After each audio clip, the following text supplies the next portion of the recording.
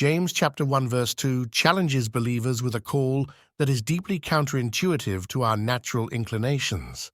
It says, "Consider it all joy, my brethren, when you meet various trials."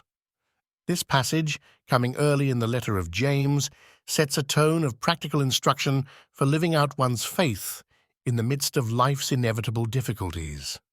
The Apostle James, a leader in the early church and traditionally understood to be a brother of Jesus, writes to encourage his fellow believers to persevere through challenges with a perspective that transcends earthly circumstances. The phrase, "consider it all joy," is not merely a suggestion, but a command to view life's challenges through a lens of joy. This joy is not based on the nature of the circumstances themselves, which are often painful or difficult, but on the spiritual growth and maturity that can result from enduring these trials. The use of "when you meet various trials" rather than "if you meet" implies that encountering trials is not a possibility, but a certainty in the Christian life.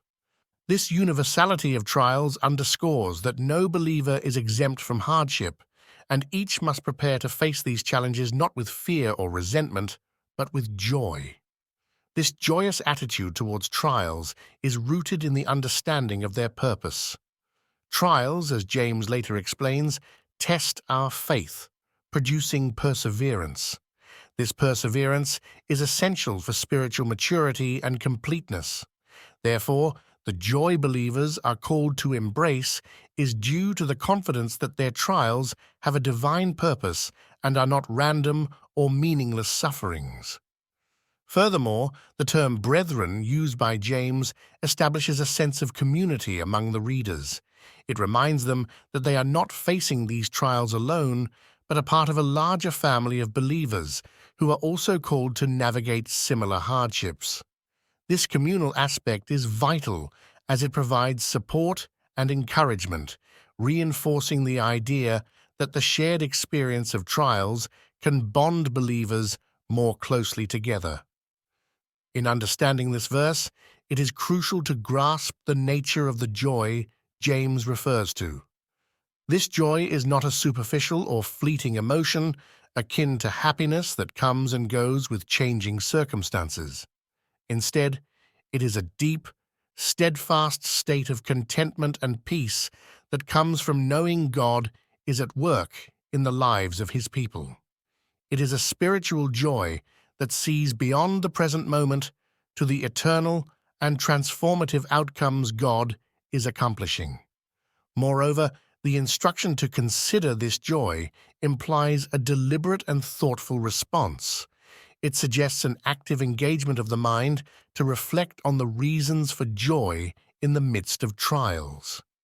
This cognitive process is not automatic, but requires a willful decision to trust in God's good purposes and promises. It calls for a perspective shaped by faith in God's character and His Word, rather than by the immediate and often overwhelming impressions of our circumstances. The early church, to whom James was writing, faced persecution, social ostracism, and severe trials for their faith. James's call to consider trials as a cause for joy would have been particularly challenging yet profoundly necessary for them. It provided a framework for understanding their suffering in a way that encouraged steadfastness and spiritual growth. Today, this teaching remains equally relevant as believers worldwide face various forms of trial, whether personal, financial, social, or health-related. The principle that trials are an opportunity for spiritual development continues to offer significant comfort and motivation to maintain a faith-filled response to adversity.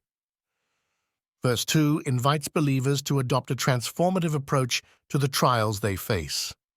By calling us to consider trials as joy, James challenges us to look beyond our immediate pain and discomfort and to focus on the spiritual fruits that trials are designed to produce in our lives. This perspective is not natural to our human nature, but is cultivated through a deep and abiding faith in a sovereign God who is both loving and powerful. Embracing this mindset enables believers to endure trials with a sense of purpose and to grow towards spiritual maturity, complete and lacking in nothing. This teaching compels us to live out our faith actively, trusting in God's overarching plan and His ability to use even the most challenging circumstances for our ultimate good and His glory.